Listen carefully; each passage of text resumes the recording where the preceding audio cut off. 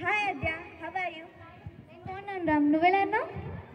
Why are you always speaking that Telugu language? అదేంటి అలా మాట్లాడుతున్నావు? తెలుగు మాట్లాడడం తప్ప? I don't like Telugu. What are you saying?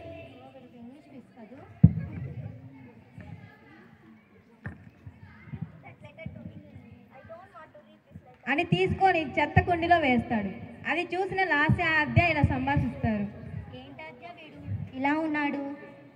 అదే వీడిని వచ్చినప్పటి నుంచి చూస్తున్నాను. వాళ్ళ అమ్మకంటే తెలుగు అంటే ప్రాణం, వీడేమో ఇలా ఉన్నాడు. సర్లే కానీ ఆ ఉత్తరం ఏం అవసరంతో రాశారో ఏమో, ఒకసారి వెళ్ళి చదువుదామా అని ఇద్దరు ఉత్తరాన్ని చదివి ఇలా అనుకుంటారు.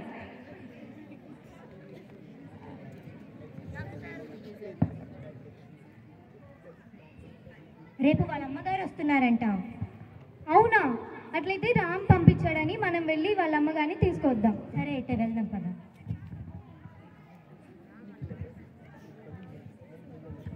మరుసటి రోజు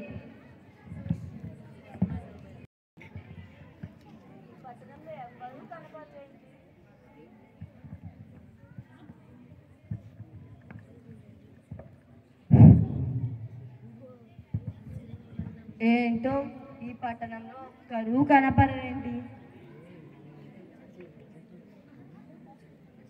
అమ్మా, నాకు కొంచెం ఈ చిరునామా చెబుతావా? చిరునామా? చిరునామా ఏంటి? ఓ అడ్రస్సా? నేను అటువైపే వెళ్తున్నాను, నాతో పాటు రండి. సరేనమ్మా, పద. అలా దారిలో వెళ్తుంటే లాస్య ఆద్య ఎదురుపడి,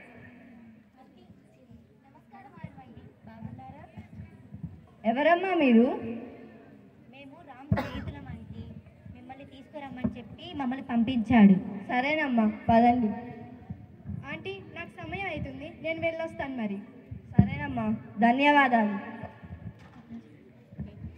ఆంటీ, మీకు తెలుసా రామ్ రోజు మీ చిత్రపటం ముందు పెట్టుకొని మీ గురించి గొప్పగా చెప్తుంటాడు. వాడికి నేనంటే చాలా ప్రేమ అమ్మా. How do you come? I want to leave, I have some work. ఏంటమ్మా ఇలా మాట్లాడుతున్నాడు? ఆంటీ, వాడు తెలుగుతో పాటు ఆంగ్లం కూడా నేర్చుకుంటున్నాడు.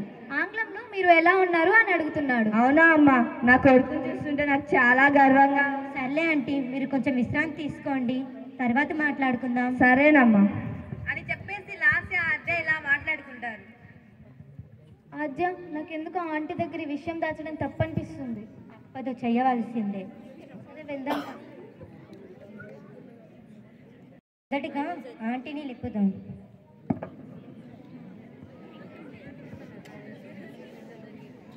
ఆంటీ, ఆంటీ, ఏమిటమ్మా?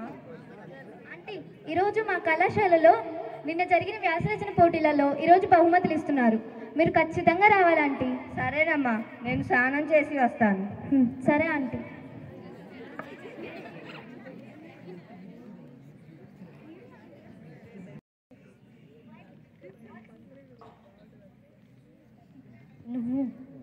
నువ్వు మాతో పాటు ఒక చీకటికి రావాలి రా.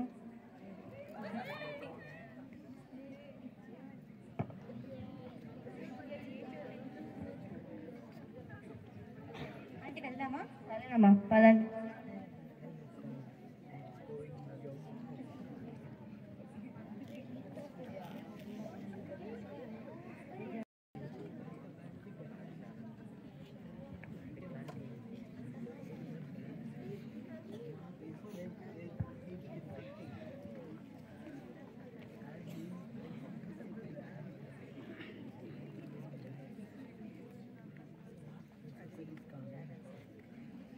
అందరికీ నమస్కారం. ఈ కార్యక్రమాన్ని ప్రారంభించడానికి ముందుగా మన ప్రధాన ఉపాధ్యాయురాలు గారిని వేదిక మీదకి ఆహ్వానిస్తున్నాము. చెప్పండి. మరి నిన్న జరిగిన వ్యాసరచన పోటీలలో ఎవరు గెలిచారో తెలుసుకుందామా? మరి నిన్న జరిగిన వ్యాసరచన పోటీలలో ద్వితీయ స్థానం లాస్య గెలుచుకుంది. లాస్యను వేదిక మీదకి ఆహ్వానిస్తున్నాము. ప్రిన్సిపల్ గారిని బహుమతులు ఇవ్వాల్సిందిగా కోరుతున్నాను.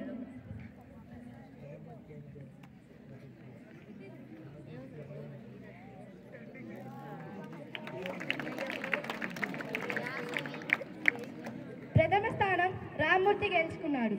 రామ్మూర్తిని వేదిక మీదకి ఆహ్వానిస్తున్నాము.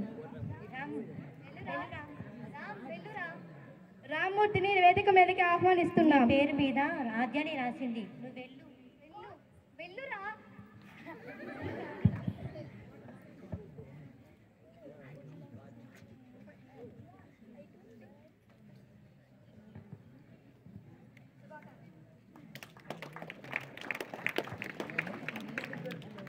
ఇప్పుడు మన ప్రధాన ఉపాధ్యాయురాలు గారిని మాట్లాడాల్సిందిగా కోరుతున్నాను. అందరికీ శుభోదయం. ముందుగా పోటీలో పాల్గొన్న వారందరికీ శుభాకాంక్షలు. అసలు ఇది నమ్మలేకపోతున్నాము. ఎప్పుడు రామ్మూర్తి ఇంగ్లీష్ మాట్లాడేవాడు, ఒక్కసారిగా ఇలా తెలుగు వ్యాసరచన పోటీల్లో పాల్గొని మొదటి స్థానం రావడం అనేది చాలా గొప్ప విషయం. అందుకు వాళ్ళ అమ్మగారిని అభినందిస్తున్నాను. ఎందుకంటే అందరూ మాతృభాష గురించి ఎంతగానో మాట్లాడుతూ ఉంటారు. అలాగే వాళ్ళ అమ్మగారు చెప్పడం వల్లనే ఏమో అతను ఇంత బాగా రాసి వ్యాసరచన పోటీల్లో మొదటి బహుమతిని గెలుచుకున్నాడు. అందుకని వాళ్ళ అమ్మగారిని అభినందిస్తూ వేదికపైకి ఆహ్వానిస్తూ సెలవు తీసుకుంది.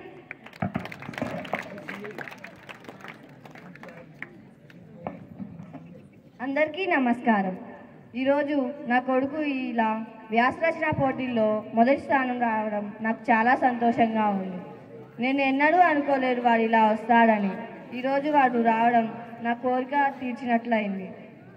నాకు ఈ అవకాశం ఇచ్చినటువంటి ప్రధాన ఉపాధ్యాయులు గారిని ధన్యవాదాలు కోరుకుంటూ సెలవు తీసుకుంటాను. ఇప్పుడు గెలిచిన సందర్భంగా రామ్మూర్తిని మాట్లాడవలసిందిగా కోరుతున్నాను.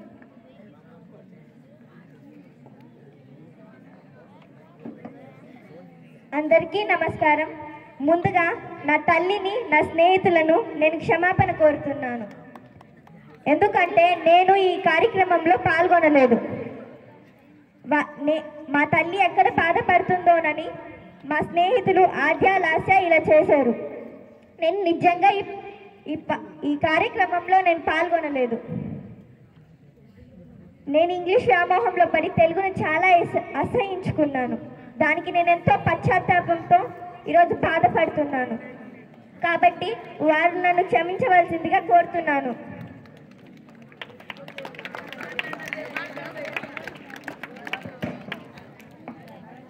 పరభాషను నేర్చుకోవచ్చు కానీ మాతృభాషను మరవరాదు. ధన్యవాదాలు.